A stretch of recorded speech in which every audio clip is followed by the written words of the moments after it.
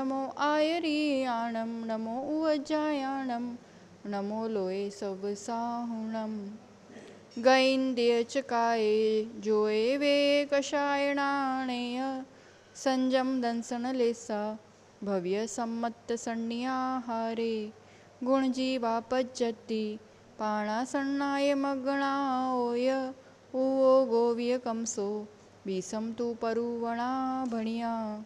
यहाँ तक के स्थान देख लिए अपन ने, है ना। अब आगे के 4 स्थान बाकी है। जाणाविय पच्चाविय जाए कुल कोड्य संजुआ सव्वे गेणाति तेण भणिया कमेण 24 ठाणाणी। पंच परमेष्ठी भगवान की, 24 तीर्थंकर भगवान की, तपस्वी सम्राट आचार्य सन्मति सागर जी महाराज की, आचार्य सुनील सागर जी गुरुदेव की,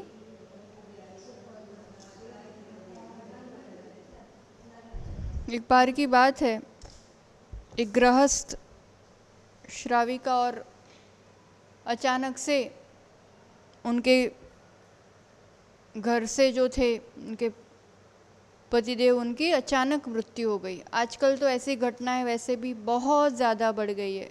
छोटी छोटी उम्र में 40, 42, 45, 50 या तो अटैक आ जाएगा या एक्सीडेंट या कुछ पर अचानक मृत्यु का समाचार, और फिर घर में और भी आगे पीछे कोई भी नहीं था, तो बहुत ज़्यादा आर्त ध्यान में उसका समय जा रहा था। ऐसा क्यों हुआ, तो मेरे ही साथ क्यों हुआ, तो फिर अब मैं क्या करूँगी, तो कैसे जीवन चलेगा।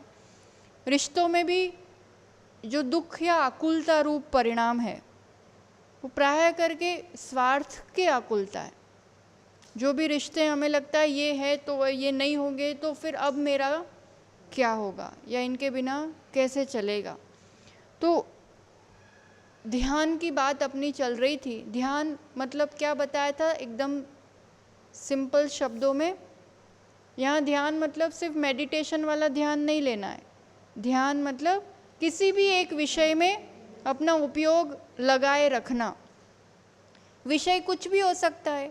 यहाँ पर वो व्यक्ति विषय है कि भाई ऐसा क्यों हुआ, तो अब मैं क्या करूँगी, तो पर वही अब आगे कैसे होगा। तो ये चिंता, ये विकल्प, इस रूप के दुख, ये आकुलता की अनुभूति इंसान जो सोचता है, जिस समय आपका जिस विषय में जैसा विचार होता है उस समय तत्संबंधी वैसा अनुभव होता है। जैसा विचार परिणाम वैसी अनुभूति। आपका विचार परिणाम, अगर आपकी अनुभूति में आकुलता है, आपकी अनुभूति में अशांति है, आपको अच्छा नहीं लग रहा है, मतलब माहौल खराब है, व्यक्ति खराब है, मतलब मौसम खराब है, ये ज़रूरी नहीं है। आपको अच्छा नहीं लग रहा है मतलब कहीं ना कहीं उस समय का आपका ध्यान बराबर नहीं है, आपके परिणाम विचारधारा बराबर नहीं चल रही है। और आकुलता रूप परिणाम मतलब वो आर्त ध्यान के परिणाम होते हैं। आर्त ध्यान पर को, दूसरे को निमित्त बना करके खुद से खुद को दुखी करना, खुद से खुद को सजा देना, खुद से खुद के लिए असाता और दुख को निमंत्रित करना, ये आर्त ध्यान। या वो श्राविका इष्ट वियोग रूपी आर्त ध्यान कर रही है कि ऐसा क्यों हुआ, अब मेरा कोई नहीं रहा, बस एक ही रटन कि अब मेरा कोई नहीं रहा। मुनिराज का आना होता है गांव में। सब कहते हैं थोड़ा उपदेश सुनने जाया करो, थोड़ी मन को शांति मिलेगी, दिन रात रोती रहती हो। मुनिराज का पास दर्शन के लिए जाना होता है। सबने बताया होता है, पता ही होता है कि इनके यहाँ ऐसी घटना हुई है, बहुत दुखी है। मुनिराज कहते हैं तुम तो सुखी हो सकती हो। वो कहते हैं अच्छा क्या करूं, अब बताओ आप क्या उपाय करें। अब आज का ज़माना हो तो ऐसी कुछ घटना बन जाए तो दूसरा ढूंढना शुरू कर देते हैं। ऐसी भूल कभी भी नहीं करना चाहिए। स्त्री कभी भी एक ही को समर्पित होती है, चाहे जिस उम्र में जैसा भी कोई भी घटना घट जाए। ये तन और ये मन एक को समर्पित होता है। कर्म उदय से तो ऐसी घटना घटी, अगर नसीब में लिखा ही होता तो उसी व्यक्ति से सुख मिलता। कर्म उदय अपना वैसा है कि हमें उस तत्संबंधी सुख हमारे जीवन में नहीं है। और फिर अब आप आगे और पुनः विवाह आदि के जो विचारधारा, जो भी माँ बाप या जो भी लड़की, जो भी घर वाले इस तरह का विचार करते हैं, मतलब वो घोर दुख में भेजने की तैयारी कर रहे हैं, उसके लिए भविष्य निर्माण नहीं कर रहे हैं, दुख ही दुख निमंत्रित कर रहे हैं। तो ऐसा कोई विचार तो उस संस्कारी श्राविका थी, तो वैसा तो कोई विचार नहीं था। तो फिर कि अब तो कैसे सुखी हो सकती हूँ मैं? तो महाराज जी कहते बस तुम एक काम करो, तुम सभी जगह जाओ, ऐसे घर के चावल लेके आओ जिस घर में एक भी मृत्यु नहीं हुई हो, उस घर के चावल खाओगी तो तुम सुखी हो जाओगी। तो बोले ये तो बहुत आसान सा तरीका है, इसमें कौन सी बड़ी बात है। वो घर घर घर घर हर घर गई उस नगर में, 1 दिन 2 दिन 4 दिन 10 दिन, पर किसी भी घर में जाए चावल तो सब देने को तैयार हैं, पर एक भी घर वैसा नहीं था जहाँ पे, और ये सब जानते कि नहीं, हम सब जानते हैं कि नहीं इस बात को? कौन नहीं जानता है? सब जानते हैं। पर फिर भी ऐसी कुछ घटना होती है तो थोड़ी थोड़ी बात में आकुलता होते कहाँ देर लगती। फिर वो महाराज जी के पास पहुँचती है। आधे तो ख्याल वहीं आ जाता है कि ऐसा तो कोई भी नहीं होता है जिनके यहाँ घर में कोई ऐसा इष्ट वियोग ना हुआ है, मतलब ये तो सबके साथ होता है। तो फिर थोड़े तो वहीं हल्का हो जाता है दुख, आधा तो। फिर महाराज जी के पास पहुँचती है तो महाराज जी कहते हैं तुम्हारा मंत्र अधूरा है इसलिए तुम दुखी हो। आधा अधूरा मंत्र हो ना तो भी सफलता नहीं मिलती। वो क्या कहती रहती थी, मेरा तो कोई नहीं रहा, अब मेरा क्या होगा, मेरा तो कोई नहीं है, मेरा क्या होगा। गुरुदेव कहते हैं अब इसको ऐसा और बोलो कि मैं भी किसी का नहीं हूँ, मेरा तो कोई नहीं है, मैं भी किसी का नहीं हूँ। तो अब ना मेरा कोई है ना मैं किसी का हूँ, तो अपने आप एक एकत्व का अनुभव होता है। पहले जब मेरा कोई नहीं है उसमें अकेलापन का दुख है। अकेलापन अलग चीज़ है, एकत्व भावना ये दो अलग चीज़ें हैं। एकत्व भावना मतलब अकेले ही सुख दुख को भोगना है, अकेला आया हूँ अकेला जाना है। ये एकत्व भावना ये तो मुझे स्वाधीन करती है और ये स्वाधीनता मुझे सुख देती है। और मेरा कोई नहीं, मेरा कोई नहीं, ये इष्ट वियोग का आकुलता है। वो अकेलापन वो आकुलता है, वहाँ इच्छा है कि कोई मेरा होना चाहिए, वहाँ इष्ट वियोग का दुख है। तो इस रूप से कल भी बताया था, वही की वही परिस्थिति आपके लिए वैराग्य और धर्म ध्यान का कारण बन सकता है और वही परिस्थिति आपके लिए आर्त ध्यान का कारण बन सकता है। मैं मानव हूँ, मेरे पास चॉइस है कि परिस्थिति वही है, मैं उससे अपना धर्म ध्यान बढ़ाऊँ, 12 भावना का चिंतन करूँ, धर्म के सच्चे स्वरूप को समझूं कि संसार तो दुख रूप ही है, संसार में सुख नहीं है। ये और पक्का निर्णय करने के लिए कर्मों के उदय आते हैं।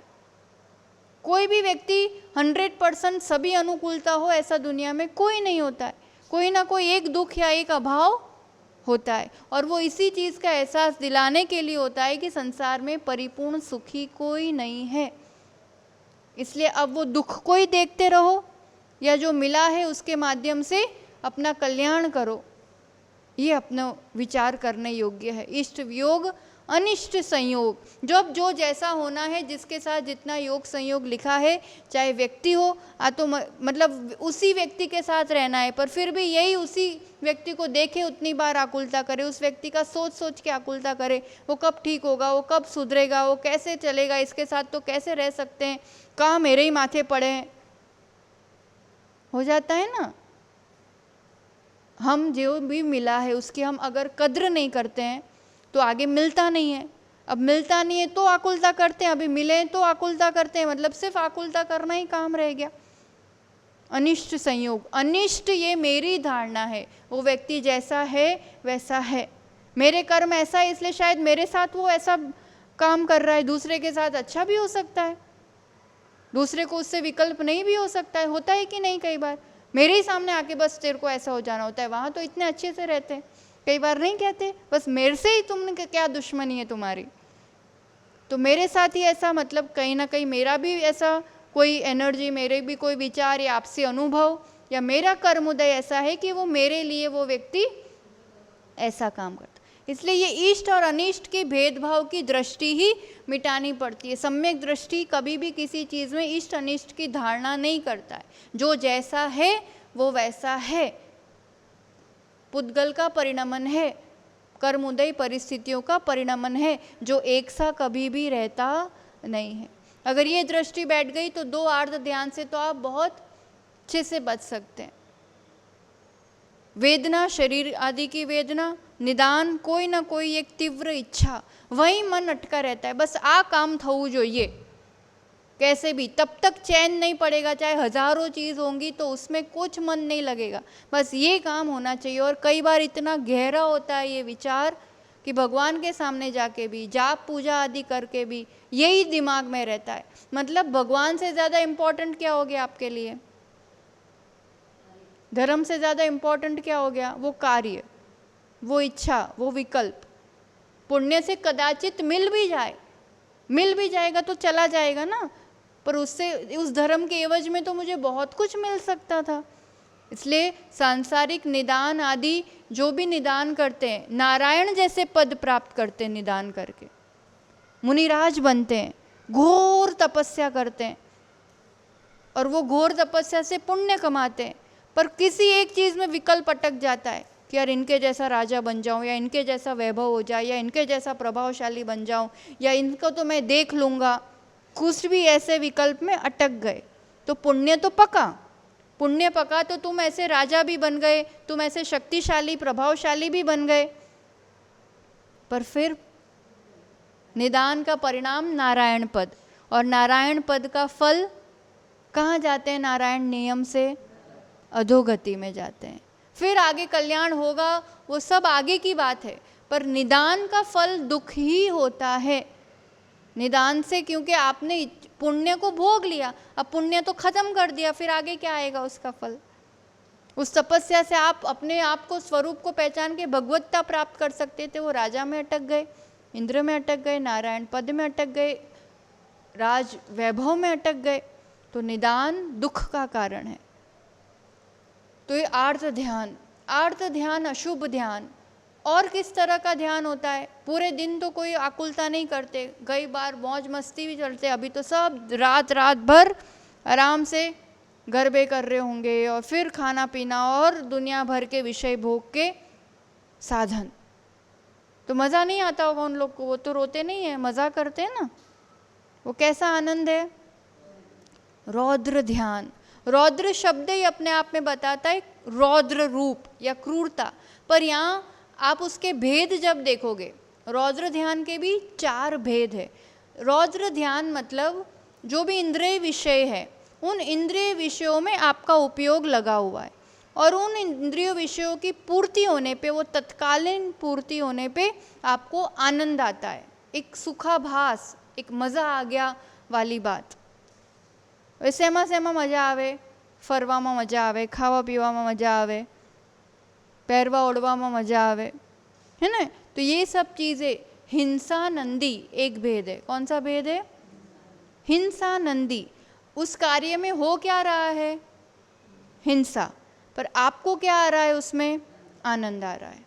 कोई लंबा घूम के आया, लॉन्ग ड्राइव करके आया, वो गाड़ी से कितने जीव कुचले गए ना, तो हुई तो हिंसा, पर उनको क्या रहा, अरे मज़ा आ गई, आज तो बढ़िया, इतना बढ़िया घूम के आ गए। ये जितना घूमना, गामना, देखना, फॉरेन टूर, कितनी भी टूर्स करना, ये जो भी घूमना, ये सब हिंसा नंदी में। बाहर के खान पीन में जिसमें अभक्ष मिला हुआ है, जिसमें हिंसा मिली हुई है, उस तरह के पदार्थ, और फिर कहना कि बड़ा मज़ा आ गया, ये सब हिंसा नंदी में आएगा। अब हिंसा तो पग पग पर धरी हुई है, हिंसा तो हर पल लगी हुई है ना, पर उसमें आनंद मानना कि ये करके मुझे मज़ा आया। आपको इतने दुख, इतने जीवों को दुख हुआ मेरे निमित्त से, इसका तो होश ही नहीं है, इसका तो ख्याल ही नहीं है कि अरे यहाँ से यहाँ फालतू गए, इतना किया, कितने जीवों को दुख पहुँचा, जरा सा 2 मिनट के खाने के पीछे कितना ना जाने कितना पाप लग गया। तो ये बिल्कुल भी ख्याल नहीं है। और हिंसा होने में अनुमोदना रूप, तुम खुद ही कर रहे हो ये भी ज़रूरी नहीं है। वहाँ कुछ चल रहा है और बस बढ़िया ताली बजा रहे हैं या बढ़िया खुश हो रहे हैं, आप बस बिल्कुल सही किया, बस ऐसा ही करना, अब वो वहाँ उनके परिणाम है। यहाँ अनुमोदना रूप ऐसा भी हिंसा नंदी खूब हो जाता है। एक एक क्रिया पे दिन भर 24 घंटे में आपकी एक एक प्रतिक्रिया पर खूब ध्यान देना चाहिए कि किस में लगता है हाँ मज़ा आ गया, और कहीं उसमें अंतरंग रूप से हिंसा तो नहीं जुड़ी हुई थी, और मैं कह रहा हूं कि मजा आ गया। मृषानंदी, मृषा यानी झूठ, झूठ बोल के आनंदित होना। अरे मजा आई कि हमने खबर भी ना पड़ी ने આપણું કામ भी થઈ ગયું।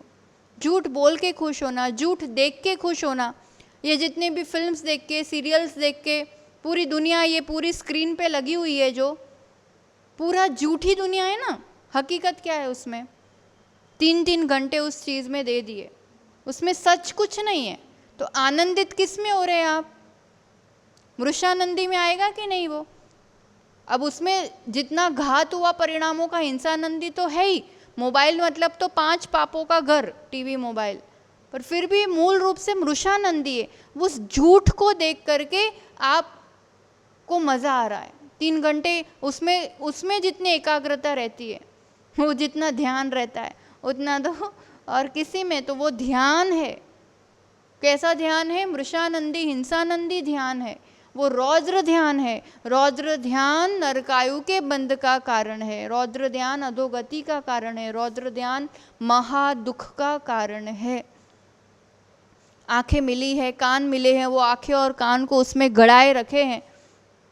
तो अब आगे की पर्याय ही ऐसे मिलेगी, जब ना आंख मिलेगी ना कान मिलेगा। अब क्या देख लोगे, क्या सुन लोगे? इतना ऐसा तीव्र आश्रव, उसका सदुपयोग करना नहीं आएगा तो आगे फिर वैसा मिलने वाला नहीं है। मृषानंदी, चौर्यानंदी, ये 5 पाप, जो पाप करने में जिसको आनंद आ रहा है, उस समय मज़ा आ रही है, वो रौद्र ध्यान में ले लिया। चोरी करके तो जो भी चोरी करता है, सीधी बात है, उस समय तो उसको अच्छा ही लगता है ना, खुशी होती, इतना माल मिल गया, इतना बढ़िया काम हो गया। अब आजकल हर तरह की चोरी मान लो, सीधा किसी के घर पे जाके ही वो डकैती कर रहा है, ऐसा ज़रूरी नहीं है। छोटी मोटी कोई भी चीज़, आप ट्रैफिक में पुलिस ने पकड़ लिया, वो आपको 1000 का चालान लगा रहा है, आपने 200 रुपये में पटकर दिया कि नहीं भाई 200 ले, मुझे रवाना कर, देख मैंने तो 800 रुपये बचा लिए। होगी कि नहीं खुशी बताओ? ये क्या हुआ? चीटिंग है कि नहीं? मैंने गलत किया है, वास्तव में ये सज़ा बनती है। मैंने इधर उधर करके चीज़ों को, और फिर पैसे बचा के मैं खुश हो रहा हूँ। सब टैक्स का नहीं, मतलब टैक्स बचा के, या जहाँ जितना देना चाहिए वैसा नहीं दे के, कहीं भी ये सब चौर्यानंदी में आएगा। बहुत ज़्यादा बार्गेनिंग करना, किसी को दुख देना।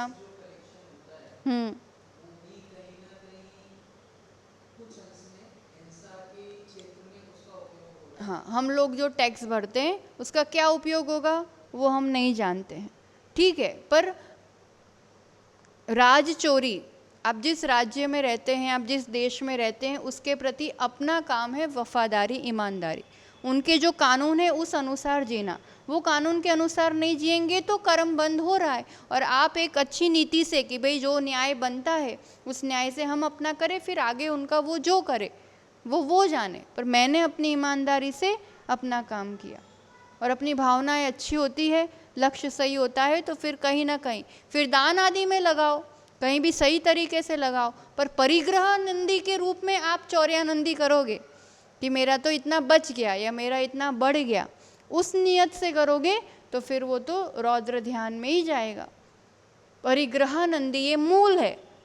परिग्रह, जोड़ जोड़ के आनंदित होना। कल भी बताया था, एक छोटा भी बच्चा किसी भी चीज़ को जोड़ के ही खुश होता है कि मुझे मिला, ये और चाहिए, ये और चाहिए। ये बहुत पुराने संस्कार हैं जोड़ने के, ये संज्ञाएं। तो परिग्रह, परिग्रहानंदी में बाहर का जो जोड़ रहे हैं, कपड़ा, रुपए, पैसे, जमीन जायदाद, ये तो है ही। अंतरंग में भी, कषाय रूप भी, गुस्सो કરીને खुश थो या गुस्सा करके फिर ऐसा तो बहुत सही किया मैंने, बहुत ज़रूरी था, वो है ही उसी लायक। तो ये मान कषाय की पुष्टि, देखा मैंने, कर दिखाया ना, मेरे अलावा कर कौन सकता है।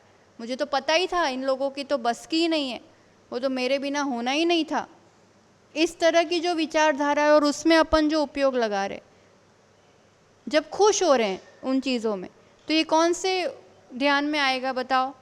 आप अपने अहंकार की पुष्टि में अपना उपयोग लगा करके खुश हो रहे हैं, कौन से इसमें आएगा? ये कौन से ध्यान में आएगा? परिग्रहानंदी। कषाय भी परिग्रह है ना, अंतरंग परिग्रह है वो, और उस परिग्रह को बढ़ाने में आप खुश हो रहे हैं।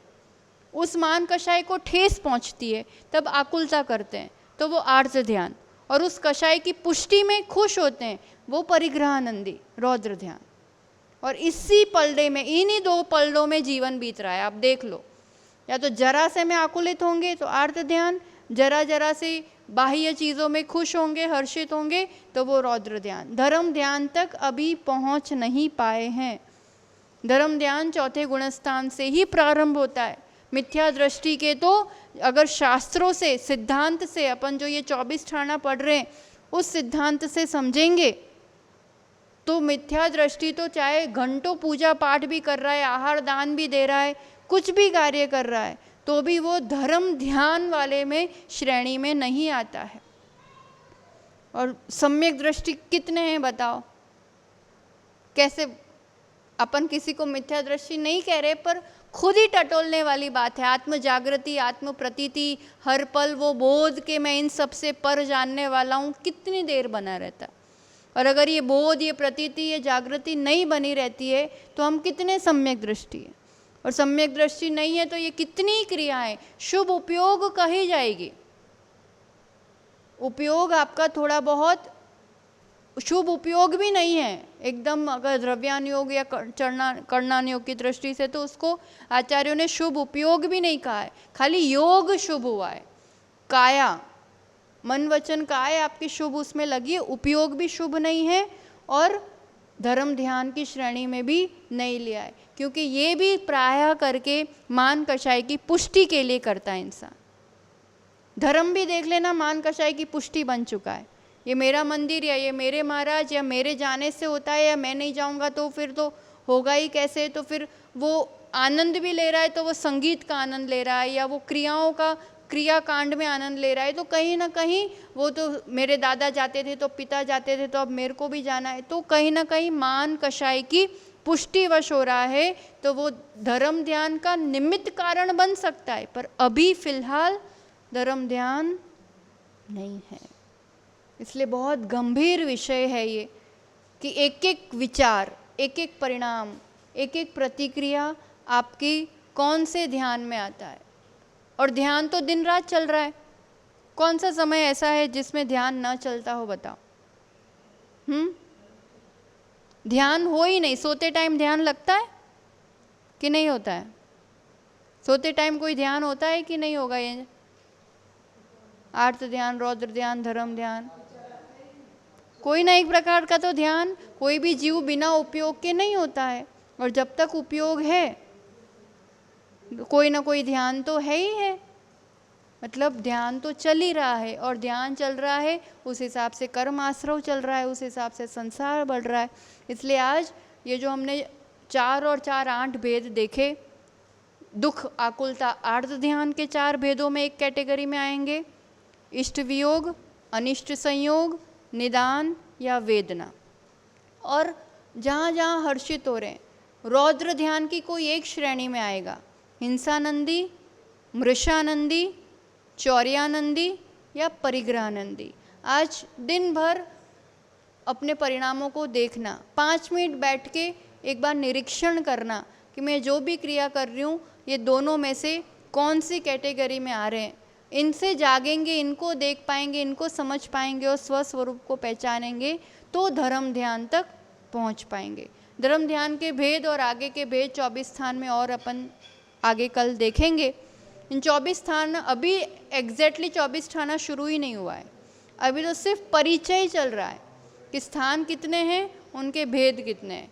वो एक बार पूरे भेद होंगे तब तो 24 ठाना शुरू होगा। तो अपना मन है इस चातुर्मास के पूरे होते होते एक बार अपन इस विषय को अच्छे से समझ लें। इसलिए कल और इन ध्यान के विषय के साथ आगे के जो भेद है 24 स्थान के वो देखेंगे। पर आज एक अच्छा और गंभीर विषय था, जो दिन रात ध्यान चल रहा है उस पर अपना ध्यान नहीं है, उसका थोड़ा सा ध्यान करना और धर्म ध्यान की ओर बढ़ना। इसी मंगल भावना के साथ आचार्य भगवान सुनील सागर जी गुरुदेव की, जिन वाणी के ज्ञान से सूझे लोकालोक, सो वाणी मस्तक नमो सदा देत हूँ दो।